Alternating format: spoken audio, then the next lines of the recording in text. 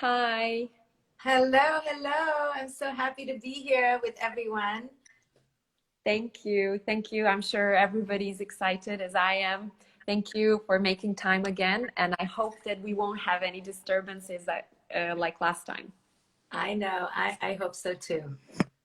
Okay, so I was thinking that it would be fantastic opportunity for tonight. Well, for you, it's the day. So, but to start off by talking about the parenting myths that you covered in your book, The Conscious Parenting, The Awaken Family. Okay, so just to give a background to your audience, that my work is really about helping parents to look at their side of the equation, to ask themselves, how am I being triggered? How am I influencing the relationship with my children? How can I be a better parent? How can I show up differently? And in doing that, parents don't like that, but they take the power back. They take the power back in their own hands by taking care of their own healing. But parents don't like when I say, look at yourself, because they think they're giving their power away. But actually, we're taking the power back in our own hands when we say, forget the child, let me see how I can change. And part of that work involves the parent deconstructing their belief systems about what it means to be a parent. So in my work, I teach parents that the way they were raised created or conditioned them to have some belief systems. And these belief systems are falling in the way of themselves and their children. And part of these belief systems I wrote about in The Awaken Family as the myths, the different myths of parenting. So why did Halina, you read out the first one you want me to talk about, and then I'll deconstruct it, and then we'll go to the other ones. Okay, so the first one, which for me is also very important, is that parenting is about the child. We think that the parenting is about the child. Recently, in one interview that I've done, I was explaining how my journey of a parent started where I had this humongous pressure on my shoulders, thinking that I have to raise a child that is going to exceed their father. And the father, my husband is an amazing athlete and is an amazing human being, but I felt like, how am I going to figure out a formula to help this child be better than their father is? Because I've been raised thinking that all parents should lift their children as high as possible and have them overcome whatever they've left behind. And I felt very anxious about that, because I have taken the time with him very seriously. It was all about work, work, work. And then I've realized that's not how I want to connect with him. Thanks to you as well, thanks to reading your books and your videos and your course as well, I have researched a little bit inside rather than outside, and I've realized, oh my God, that has nothing to do with him. But now it's up to you. I would like to leave this to you. I just wanted to use my example as a starting point. Yeah, so you have very clear pressure because your husband is clearly somebody that culture has put on a pedestal. So you feel now you're carrying the legacy by creating that in your son. But it's such a dangerous trap, as you realize, because your husband has nothing to do with your son. And this is the mistake we make. We think it has to do with our genes and our children are our puppets and they belong to us and we get to mold them any way we want. But that is such an illusion. So the first myth is we are told as parents that parenting is about the child.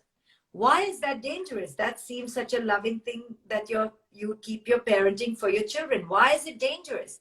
Well, it's dangerous because when you think it's for your child, then you end up fixing your child. You end up thinking the problem is in the child and the reward is in the child and the solution is the child and the child, the child, the child. And when we keep that attitude, then we want to produce the child and we want to curate, we want to create a museum exhibition of the child, you know, like your husband goes to play matches, you're like, come on, you want your child to be on display as well. But that was your husband's destiny, and your child has to find his own destiny. So when you realize that it's not the child, then you come back to me. Why am I having these expectations of my child? What about me needs my child to be so amazing so I feel good? And you switch the paradigm, you turn the mirror away from the child to the parent, because then you allow the child to be free to discover their own destiny. And you don't put on the child your ideas, your expectations, and your fantasies, which is what you were doing. You're like, oh, I love my husband and he's a tennis player. I love my child. He should be a tennis player. You know? Well, it was quite the opposite for me. It was more of observing how Novak's brothers were feeling like they were undeserving of the attention that their brother was getting. And I felt like, oh my God, what if my son feels that way? How can I prevent that? How can I don't know. I was even thinking, okay, maybe he shouldn't be a tennis player, because even in Novak's family, it was hard to reach that level. So, and then, okay, but what if he wants to be a tennis player? Then how do I help him be, you know, the best he could? And all of these things, I started thinking, me. How do I do this? How do I do it? And honestly, it ruined the parenthood for a while for me. Right. So you were doing all that, but you were focused on him. But when you realize that he's not even said anything, he's not even asked for anything, and he may be okay the way he is, but you were projecting all this stuff. So if you had not, all this fear, if you had not done conscious parenting, you may have pushed him in some way that was not his destiny. Yeah. But because you did conscious parenting, you realized, oh, it's nothing to do with my child. It's all to do with my crazy thoughts. And you began to do the inner work, you see? Because you knew it's not him, it's you. And so you focused on you. If you were not conscious, you would have just dumped it all on him and produced him. Yeah, usually I when I speak with parents, it's more about our fears than it has anything to do with the child. More or less, we always go about, okay, if I take him to this school is this and that, and there in that school are going the children of these kind of people, and those kind of people. My child is not like this, it's like that. I want my child to be like this. And so we are projecting and projecting and projecting. And I'm also in a trap of that. I mean, every day I have to remind myself not to fall into the trap of the environment, about planning every single step of my child so that I prevent something, because I'm afraid this is too, I mean, I'm starting from a place of, this is a cruel world, right? And I have to protect my child because poor innocent thingy cannot handle this cruelty.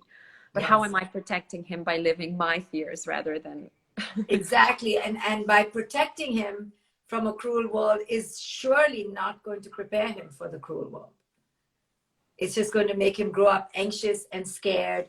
Sure, you can say something like, yeah, the world can be cruel. It is not, it can be. And there's some people who will be unconscious, and there's some people who will not. And you're going to meet all kinds of people. So you balance it out versus just projecting all your extreme fears. Mm. And how would you speak about the judgment part? First of all, us as parents judging our children and labeling them. This is too, I mean, this is a second myth that you were saying. My child is too shy, my child is too inadequate, or too aggressive, or too this, or whatever those, you know. I think the myth you're talking about is that there are good and bad children. So one of the myths is that there's good children and bad children. You know, if he's too athletic, you're not going to complain. If she's too pretty, you're not going to complain. If she's too beautiful, you're not going to complain. We only complain when we have judgment, like you said, when we call them bad. So this is the way culture has conditioned us, that anything that is against our idea is bad. But look how crazy that is for our children to live up to, that they have to be all amazing, all perfect, and only then we call them good, right? And this way of looking at children, good and bad, good and bad. All of us were raised that way. And if you don't match that ideal, you don't feel good enough. And that is such a hard thing for children. Instead, if we could understand that there is no good and bad, it just is what it is. And the reason we like the good is because culture has told us that to be pretty is good, to be successful is good, to be skinny is good, to be young is good.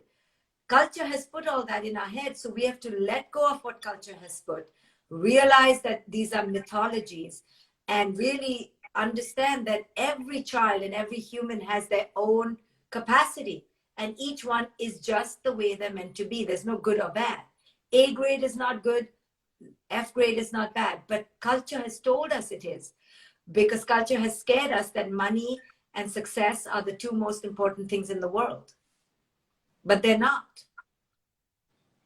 And how do you then, as a parent, like I was thinking about that the other day, just how do I not teach my child to judge?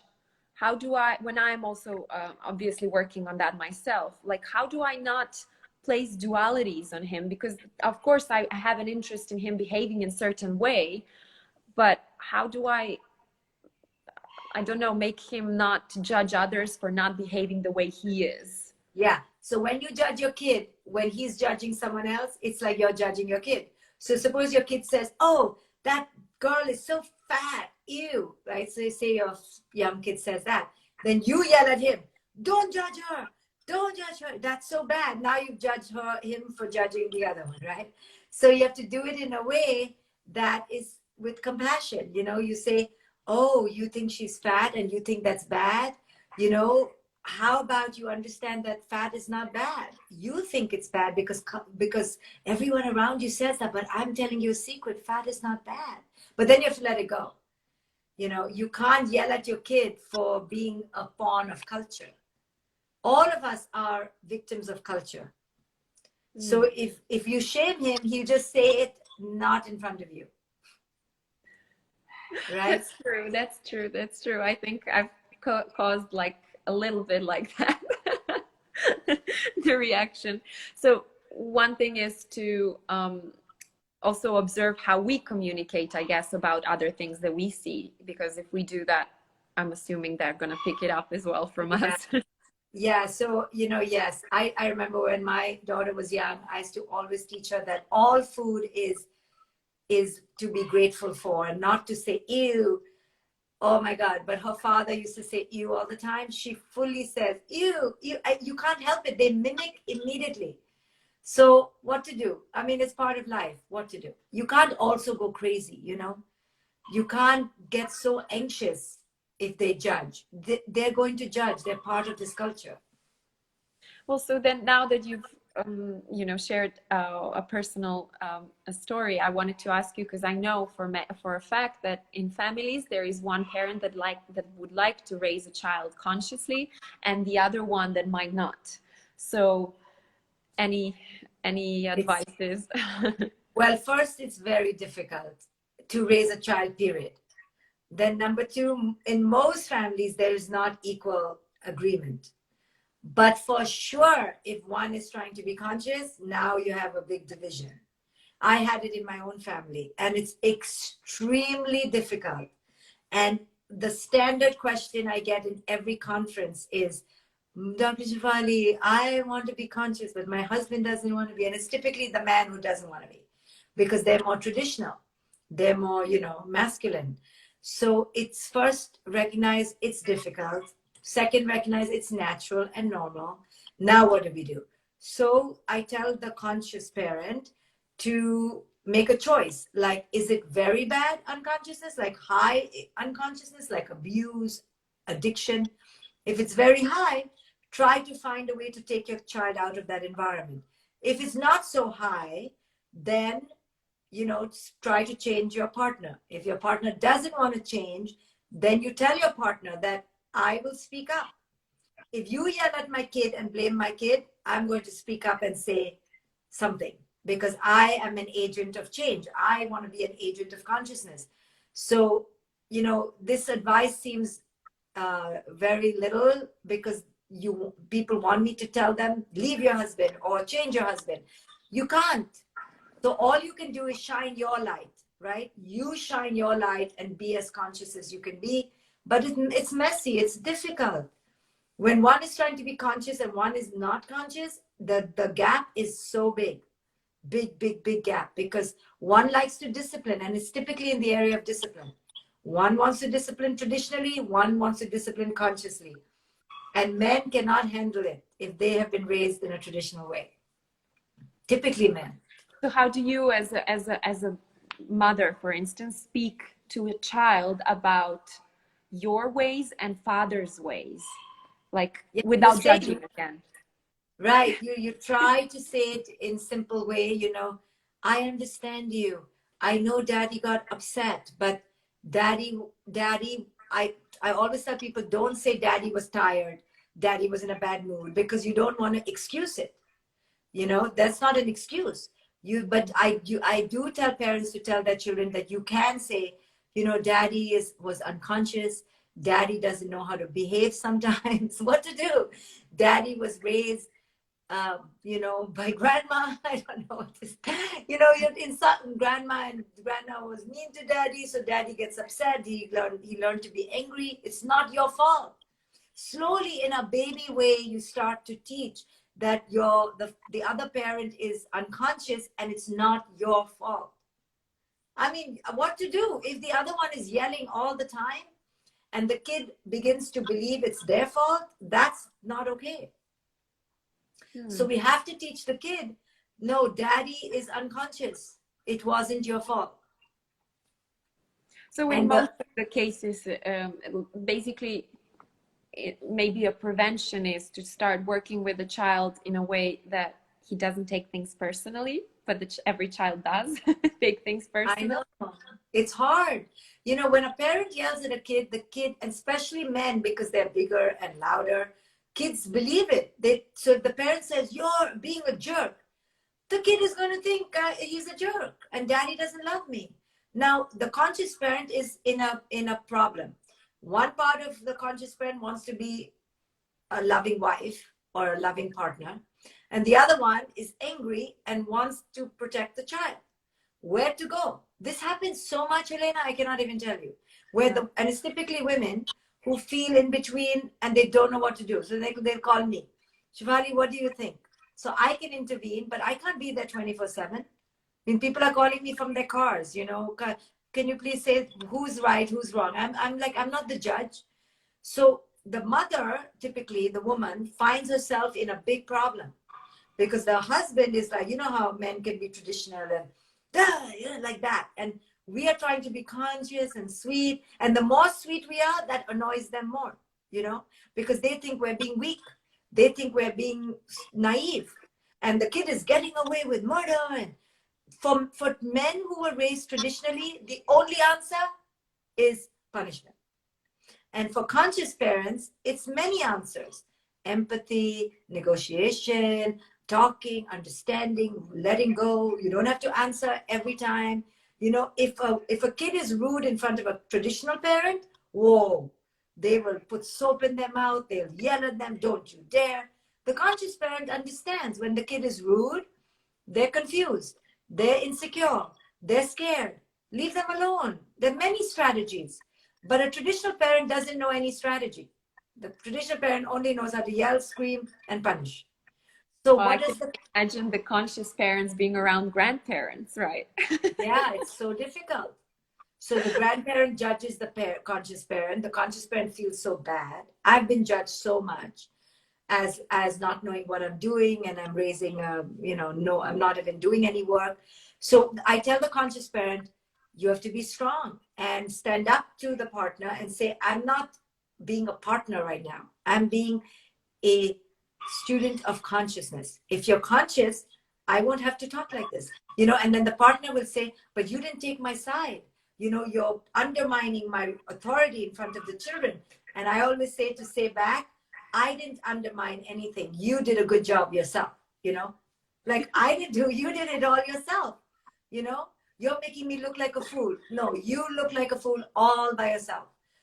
but you have to be very strong. It's very hard for women because women get scared. You know, we are trying to be, we're peacemakers, we're mediators. We don't want to upset our partners. But what to do? You know, you have to take a side. And I say, take the child's side. Not that you allow the child to be a brute, but you understand. And in so many families, this is what I see. The child will be rude, but the other unconscious parent will be 50 times ruder. So when you take the side of the child, the partner gets upset, but they were 50 times ruder than the child. You know, the child yells, the parent hits. Who's at fault now? The screamer or the hitter? The parent will say, I wouldn't hit if the child didn't scream. But the evident kind of understanding of a parent who is a traditional parent would be, okay, how do I teach him not to be rude? He has to respect the authority. If I let him too much, then he's never going to listen in school, you know, his coach or wherever he goes. If I let him off too, you know, loose, it will backfire at him.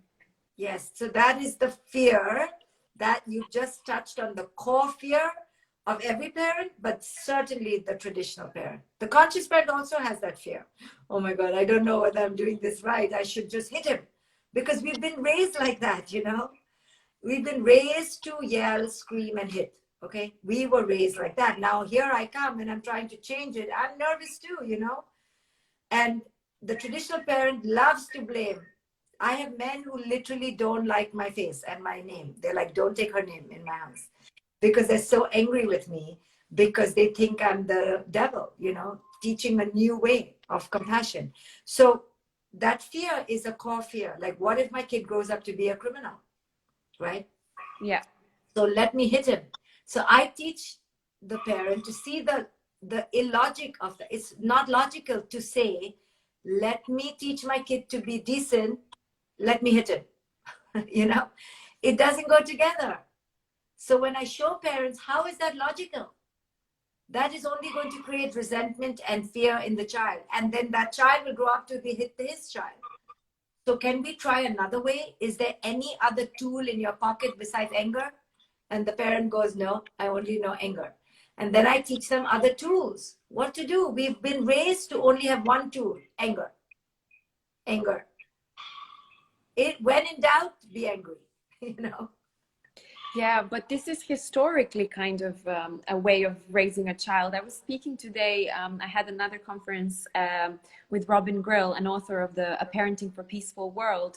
And we were just discussing about how, you know, even like 20, 30 years ago, the children were not allowed to speak up, you know, to their parents, were not allowed to sit at the table with the parent. They were not allowed to, you know, like even decide who their, you know, husband's gonna be, who their friends are gonna be, what their profession's gonna be. So this has been in my lifetime, not just, you know, ancient, in the ancient times. And now when we are thinking about the new generations of children, we have to understand first, if our goal is to have a peaceful world that is not lacking of any resources and is nurturing love and respect and appreciation, where there is no racism, there are no you know, violent acts and criminal acts and these kind of things, what is the strategy to get there? And one way to do is think about how I raise my child. My strategy is for this child to be part of that world. But if I beat him, is that going to teach him to respond to the things that he doesn't like with love or with violence?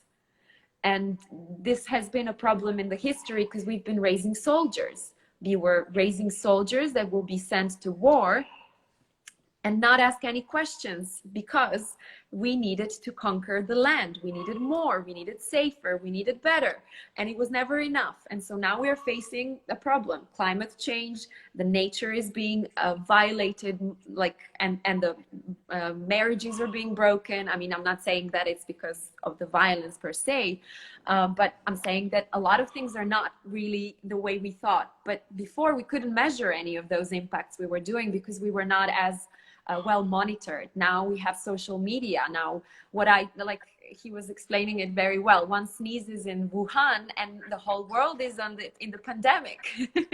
So it is there has to be a strategy to change this, and now we are doing it exactly like you're saying, with a conscious method. Yeah, I mean, it's the only way forward, but people get threatened by it, and people get scared because they don't understand it deeply, and they want to see results right away. And you know, like when you punish a child and you hit at your child, you do see results typically right away, because the child gets so scared they stop.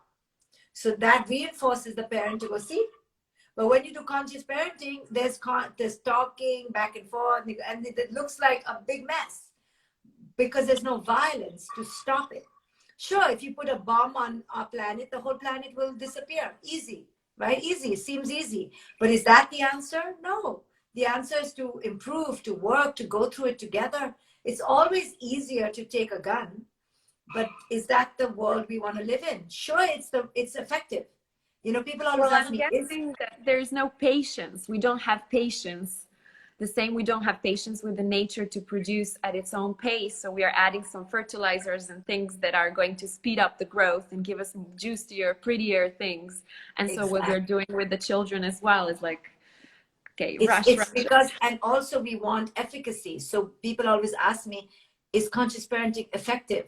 I say, depends on what you mean by effective. You know, if you're looking for numbers, for silence, for obedience, it's not effective. You know, it takes a long time to do it this way. But this way is creating humanity, is creating connection, is honoring the other person as a human, not as an animal, not as a puppet. Not that animals should be treated like that, but you cannot treat anybody like that. And the way that parenting has been done is this industrialized system, a war-based system, like you said, soldiers in the army, you need mass production, and you know, you need a factory mentality, you know, one after the other. And our education system is like that, our parenting is like that. And we look where we are, look at our world today. I mean, it's just so primitive that we cannot be proud of that. So I'm not saying conscious parenting will work 100% all the time, but we have to not do what we were doing before. Maybe somebody will come up with something better than conscious parenting. No problem. All I'm saying is what we did before cannot be working. So let's try a new way, and I've proposed a new way. If people don't like it, let's do conscious parenting 2.0, 3.0, of course. But the old way, which has been in charge, in rule for generations, 300-400 years, if not thousands of years, has to end. I say 300-400 years because the industrial and agricultural revolution, mostly the industrial revolution 300 years ago, really changed how we began to live as families. We became more nuclear, more capitalistic, more machinery based, less nature based, and things really turned. The first big turn was the agricultural revolution, but then the industrial revolution has really created this greed and capitalism and pressure on children. Children don't have a childhood. Well, I feel like now it's much better. We are investing in childhood in a sense that the children are playing more rather than working more. Before it was slavery. They were working from the age of 3. Now they are actually going to school at the age of 3. Now, I'm not saying all the schools are, you know, producing the best possible results, but I think we are, you know, steadily going there in that direction. And I feel like the research is helping massively in the understanding of how important are those 0 to 6 years where the child is we are setting a foundation for one human being that is going to in the future do hopefully good things that the society approves. Absolutely. But I was curious to hear your opinion on how do you choose your partner for life? Because we're talking about parents as a plurality, but you also, as you can see, every parent is facing a lot of issues and problems once, you know, with their partner. And well, the first thing is divorces. Yeah, first thing I think is what I'm about to say, people will find controversial, so maybe they'll stick around so I can explain. The first thing is that we're choosing partners for life. There in itself is a delusion. How can you choose anyone for life at 21, or 28? You choose someone at that time. Now you say you want to marry the person, no problem. Understand though that it could go south because people change. Parenting changes us. So then the problem is not that you choose the partner. The problem is you marry the partner and you legally sign a contract. Even that's not a problem. Only it becomes a problem when you have the belief system that now the other person belongs to you.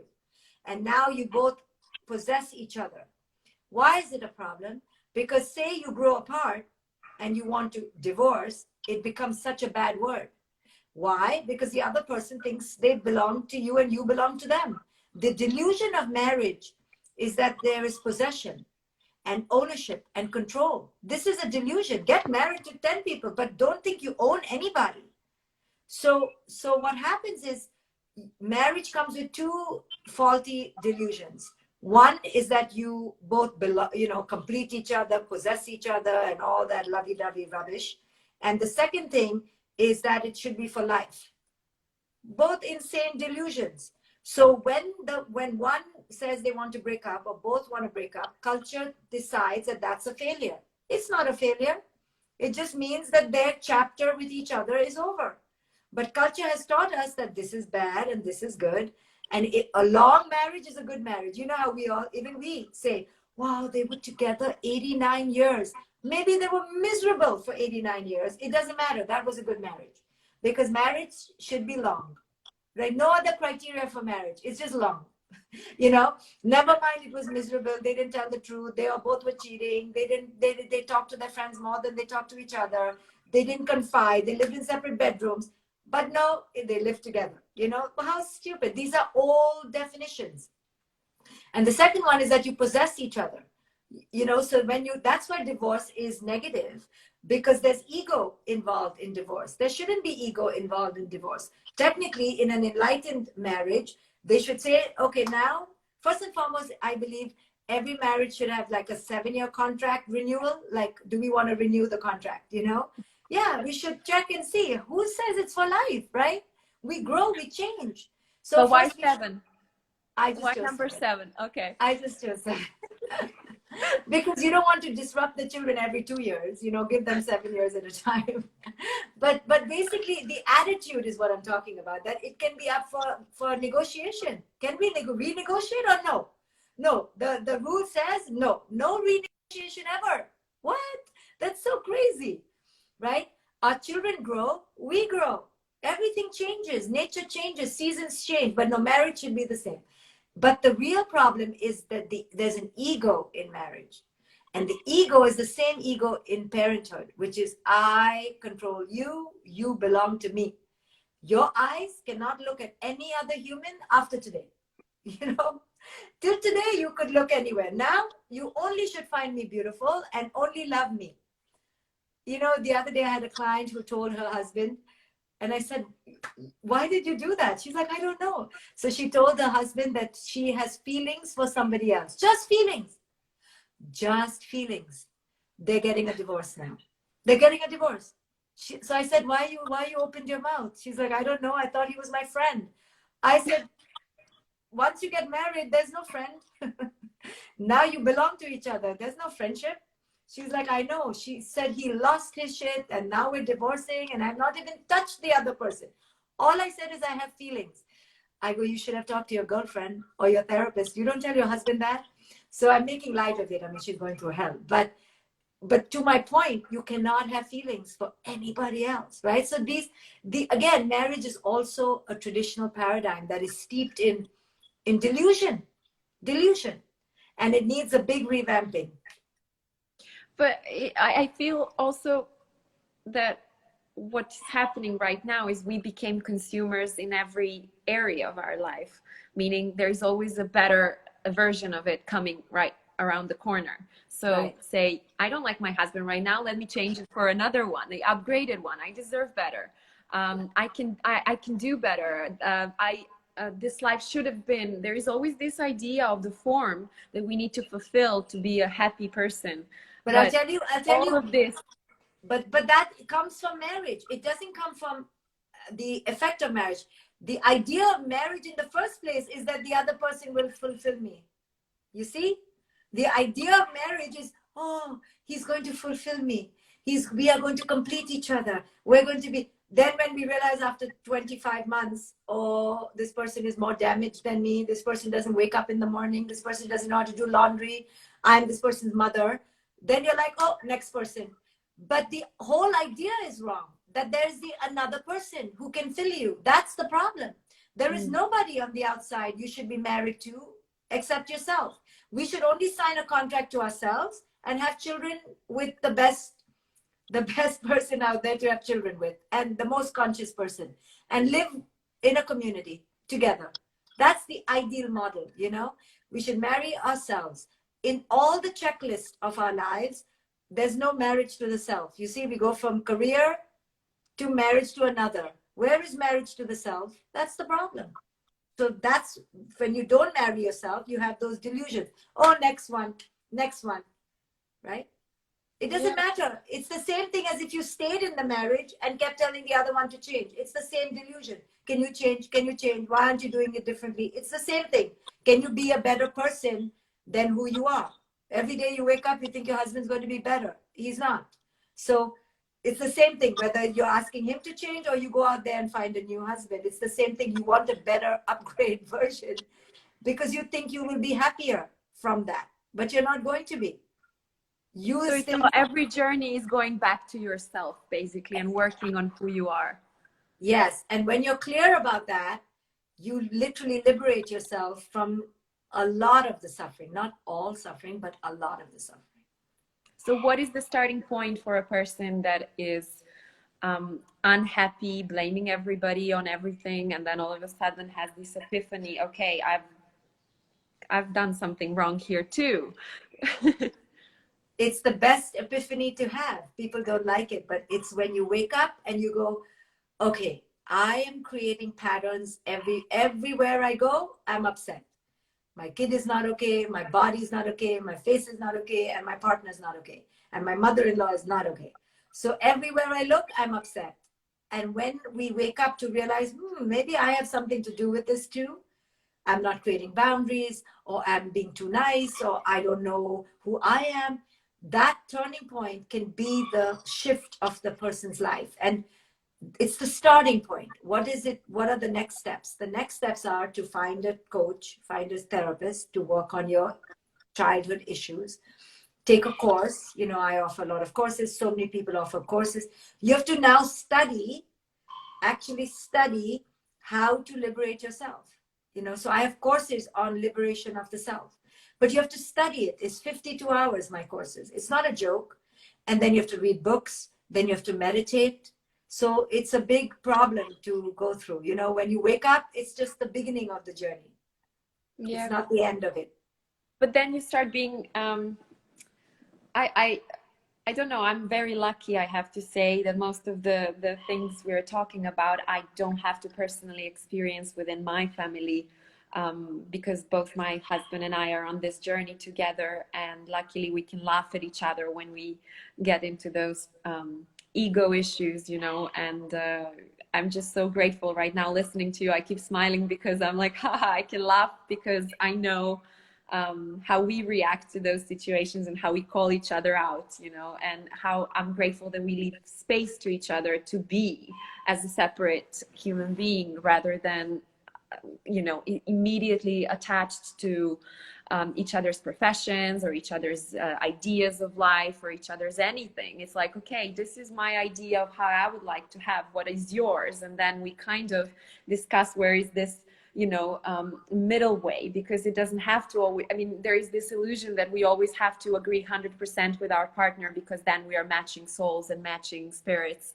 But in, let's say 20% we're matching and then in 80% we're not. And that's going to be a reality for most of the parents and partners. And it's not so tragic. I mean, for me, it's actually such a joy understanding of you, in having an experience of living with somebody who can be so different, and learning to appreciate that, because he's like this teacher of mine in all the other aspects of life, because I get to see so many different people around, right? And I have to respect them and appreciate them. And I get to do that at home all the time, right? And, so now I get to have this amazing lesson learned, let's say, and take it out there in life and be okay with other people. Absolutely, absolutely. Because you have an attitude of wanting to learn. That's the attitude we need. That, can I learn from this? Can I grow from this? What is this experience going to teach me? But if we don't have that attitude, we're going to feel victimized. We're going to feel as if, poor me, why do I have to go through all this? But you don't have that attitude. You have the attitude of, I'm so grateful to be me. It's a subtle but profound shift. Yeah, but it started from the victim mode, because I was culturally we are kind of conditioned to be victims, right? And you, at one point, you just start like, okay, this is not working for me. But for me, it started early. I'm grateful because my child has really shook me, and that's why I think you were saying it in some of your books. Well, you're always saying it, so I can just repeat it without referring to anything. Basically, the parenting is not about the child, it's about raising yourself, the child within that you have left somewhere in this hidden room and forgot its needs because you were trying to conform. Through our projects as well within the foundation, we are trying to explain and share with them that they need to take care of themselves before they take care of others. And so you can give, you have to first have within what to give. But if you're a victim, then you are every time feeling like a victim even more by giving to others, because you're not seeing how much you're receiving back. Yes, exactly. So most of us, you're right, have been conditioned to be victims. You know why? Because we're victim. What is a victim? Who is a victim? A victim is somebody who thinks that they have nothing to do with it and everything is happening to them and they're helpless. But most of us were raised like that as children, like everything was done to us and we didn't have a voice. So we believe we're helpless. So victims are helpless people, but they were conditioned to be raised like that they're helpless. But you are coming from India, and that kind of environment is not really, let's say, breeding a empowered woman like yourself. How dare you be so powerful and strong in your own voice? Yeah, but I had to really evolve. And I also still, not anymore, but I used to have loud voices telling me to be quiet and be sweet and be kind and don't talk too much, don't create trouble. But I also had, because of my meditation and evolution, I was able to combat that voice. But I was a victim of my own inner victimhood. I was completely raised as an Indian girl to be good and to be self-sacrificing and to take the back seat and let the men go forward. And I had to really undo a lot of that. It took a lot of work. What kind of thing triggered you to make that shift? Do you remember? Well, I think I realized when I came to America, I was 21 years old. I realized quite quickly upon coming here that we are conditioned. And I began to then examine my own conditioning. I was a curious person. I wanted to look within. And I realized I was filled with conditioning, filled with belief systems that are garbage. So I began to take one and the other apart, and the whole house of cards fell. Like I died, like I was nothing because I was full of delusional belief systems. I was nothing but that. And so I died to myself and I had to rebirth myself with new belief systems. And they're not belief systems, but new ways of being. And I did that through meditation. So what catalyzed me to go to meditation was just some inner calling. And I went at 21 years old and I just began awakening You know, it was something inside me. I didn't know when I came to America that I would do this kind of work. No, I had no idea. Something just made me do it, you know. So ever since I've been doing it, though, I begin to see it in everyone around me. Oh, they're conditioned too, and he's conditioned too. And I see the same conditioning. All of us are kind of the same variation of the same conditioning. And I began to help people to understand that they can be liberated. You know, I have definitely moved my needle and broken patterns of generations and generations. Yeah, and people have, I'm sure, judged me and labeled me, but I don't really care. I don't. Because you're happy within, right? Yes, I'm at such peace with myself, and I know I'm living honestly for myself. I would rather be honest to myself than popular outside. I gave that up. I asked myself, because there was a time that I was a slave to other people's opinion. Do you love me? Am I nice? Do you think I'm pretty? Do you think I'm smart? Right? I used to always want the validation from the outside world. And I realized I was suffering because of that. So I made a decision. Okay, whose validation do you want more? Yours or other people's? And at first I was like, other people's. And then I realized, oh, you don't like yourself, do you? I'm like, no, not really. And I realized, wow, I don't like myself. This was way back in my 20s. I like other people. I want other people to tell me I'm beautiful. I don't want, who cares about me? So I realized, wow, I really was raised to put myself last. And that's a problem. So I began to undo it all, but it took years. It took me 20 years to do it. Takes a long time.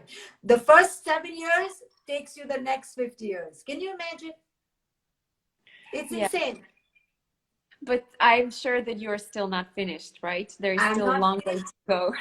It's always a work in progress, you know. So it's always happening. And that's why I have empathy for people. It takes a long time.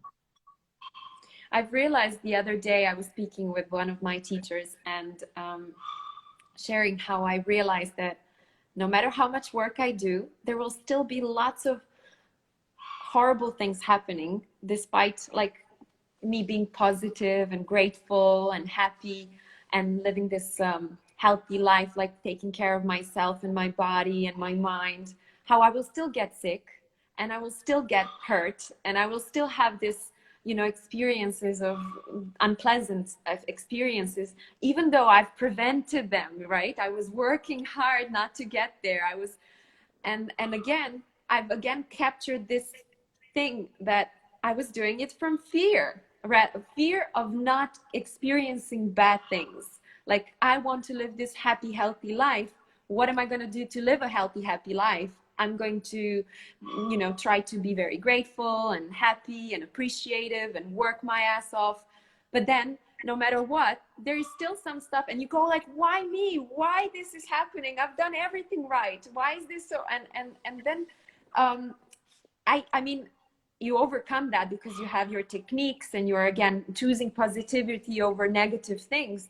But the idea that I will, with more work and more work, get to the place where there will be none negative things was for me a revelation right now, to realize, oh my God, it's not going to happen in this lifetime. It's happening in afterlife. Why was I thinking it's going to happen in this life? Right. It's, you were doing it because you were playing God in your own life. You wanted to control every possible thing, but life is not like that. And the coronavirus has shown us it doesn't matter how pretty you are, how rich you are, how skinny you are, you will still die. And it's been a great lesson, I think, to make you realize, don't control death. Don't control people liking you. Don't control your fame, your beauty, your age, all of it. Let it go and live in the present moment. And now you are the most joyful you can be. But the present moment can have an illness in it. The present moment can have bankruptcy in it. You can't control life beyond your own thinking. The only thing you can control is your thinking about it. But if you think that you can control life by your thinking, you're wrong. You can't control life, you know? Life is life, and this corona has shown us that. Did anyone imagine that we would be here in 2020? Nobody predicted this. Oh, Just there to were show few you. people who predicted. We can There were a few psychics who say this. There's some people who say, but I don't know how much. Or business people who were also, you know, speaking of such things happening. Right, right. But we didn't know when and how. And, you know, for the most part, the future of this back then was never really anticipated. So in the same way, we don't know what the next 20 years will bring. So instead of trying to predict the next 20 years and control it, we say now, if you're eating healthy, eat healthy because it gives you joy, not because you're trying to live longer. Exactly. Exactly. Well, it is always a play with form, as you are saying. Just trying to I enjoy it, that's for sure. I was just having a different idea that that's the strategy to get to that place of like utopia, which apparently does not exist here in this world, because I've seen a lot of teachers and a lot of gurus of this age have suffered so much despite having such a, you know, tremendously disciplined life and mindset. Okay, so I'd like to get the maybe give a chance to others to ask a question or two, and maybe for a finish, because I know this is very important for you and for me too, the meditation. Do you feel like there is something you would like to share with others? Because this whole thing has brought us to the idea of you have to go within yourself, and how do you do that? By meditating. So I've been teaching meditation for free for now 70 days, I think, but people can come and join me. I have a free Facebook group where I teach daily meditation. So can you type it in, Halina, for me? Can you type it in? I will type it after this video in the...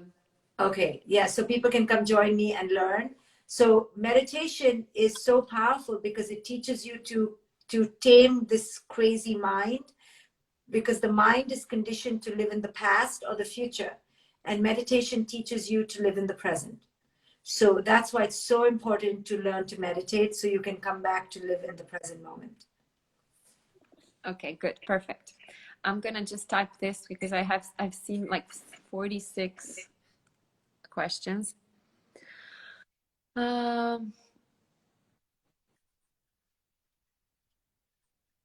you can't see them because I have... yeah, I'm gonna read to you. What when husbands don't help around at all? Like all the responsibilities on you, what then? Well, what then? So you have to make a choice and ask yourself, how far do I want to push this? Right? I can try to change him. I can change myself. I can leave, or I can accept. We only have 4 choices in any situation: leave, stay, and accept. Change him, change me. Now do one of the 4 combinations. That's it.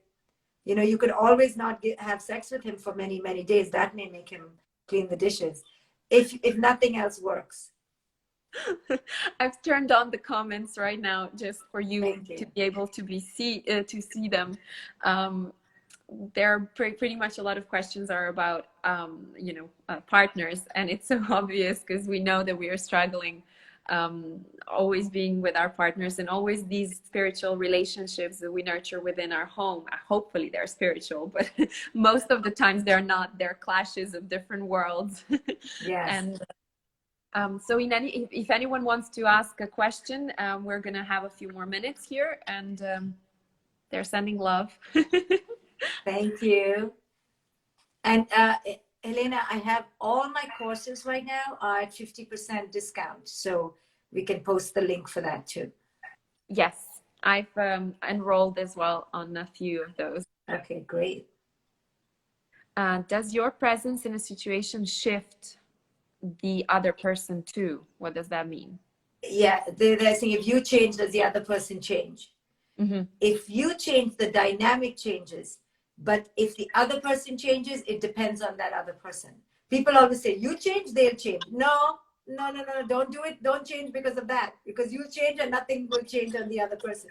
When you change, the dynamic changes, but the other may not change. Don't expect anybody to change. Never expect anybody to change, including your children. I agree with that. I was with my few girlfriends that are calling me with their marital problems, and then they go about like, oh, but what if I change and he never changes? What's the point? I'm like, well, you are doing it for yourself, for God's sake. And then if everybody profits, why not? um, Yes. um, what would you say to someone who can't accept their child with special needs? It's a very, very deep question. I would love to give a chance to that. Oh, it's the reason they can't accept their child with special needs is because they see the child as wrong, as bad, as lesser than, and it is a reflection of their feeling bad about themselves. This is what culture has done to us. Culture has taught us that there's good and bad. So this is the problem. So the person is not a bad person. The person is not a mean person. The person's mind is just so conditioned to look at that as bad. You know, like a racist person sees a dark-skinned person as bad. It's not their fault. They've been mentally conditioned. Same with this person has been mentally conditioned to look at this beautiful being as bad. And they have to realize that they have to let go of that belief system so they can fall in love with their child. Mm. How do you let go of the belief system? By work, work, work, work? By seeing how it is contaminated in primitive thinking, in fear, in separation. You know, they have to become enlightened to a new way of looking at the world, which is what I teach and other people teach. When you begin to go like a flower to the sun, to this way of thinking, then naturally you let go of that. So you can't, I always say, don't. So for example, if you want somebody to change, never tell them change, change, change, change. You just start shining, and if they're going to come, they're going to come. So this person we cannot tell this person, fall in love with your child, love your child, love your child, love. No, we have to teach them a new way of thinking that automatically makes them love their child. You know, you cannot attack the problem with resistance. Mm, that's fantastic advice. Thank you. What do you think of children that cut off their abusive parents? What do you think of that? Sometimes that's what they need to do. That's okay. That's good. I'm not going to say good or bad. I'm just going to say if that's what they need to do and they feel that the parents are really abusive and you can't change them, then you have to take care of yourself 100%. You have to create a boundary. Mm. I would love to finish with this question. I guess it's the highlight of this conversation is can we be wise in choosing the right partner for our future? So again, we have to understand that the partner we choose is a reflection of our own inner healing or our own inner wounding. That partner may change depending if you change. It cannot, if it stays the same partner, I can't even say that's good. It is what it is. But don't look at it like you're choosing a partner for life. Look at it, am I choosing a partner right now based on my growth, on my healing? Can we both grow together? Can we understand that if we have finished our work together, we may part? Is that okay? We don't choose a partner to fill you up or to give you a check. Choose a partner who is interested in growing. If I had to give one advice, what's the number one criteria to choose a partner besides chemistry, right? You have to have some physical chemistry. That's number one. Because if you don't have physical chemistry, then you're just with your brother, you know. Why be with your brother then? So you have to have some chemistry, yeah. So that goes number one. But the second thing right after chemistry is a desire to grow. And if your partner wants to grow with you, then they will understand if you grow apart or you grow together. But they understand growth. They understand the importance that we are here together, not to own each other. We're here together to grow together. And if we can't grow together, that's okay. I've grown a lot through your course of you have this course about partners. What is the name of it? Free to be. Free to be. Free to be, yes. And I think it is very useful, and it can give you lots of food for your soul in order for you to grow before you even find a partner, because it's so hard to find a partner. Nobody's going to please you unless you find it in you. So thank you, Shefali. Thank you, I'm Halina. so grateful for having you in this world. Thank you, baby. Thank you, everyone. Bye. Bye. Bye. Okay, so thank you, everybody. I think you've seen the very raw and honest conversation between two ladies, and with some passion. And so I hope you found something, some perspective that you can implement in your life. This is all that these lives are about getting information, different perspective, and opening your mind to something new. This is something that interests me. It doesn't have to interest you, and you certainly don't need to apply every single word that we've shared here. Use your critical thinking if you would like to, and you know, do your own research and enjoy the life. That's all that matters at the end, just to enjoy your journey. I will write down, I will save this video, and I will write down her handle, so you can click on the handle and you can listen to more of her amazing videos. And I'll also encourage you to visit her website so you can enroll into her courses that are 50% off. I'm attending a few of them because I really, really love to be a student of hers. And I'm not going to translate this into Serbian this time because I'm really in a rush, but I'm sure you will figure it out yourself. Much love to everybody, and speak to you soon on another occasion.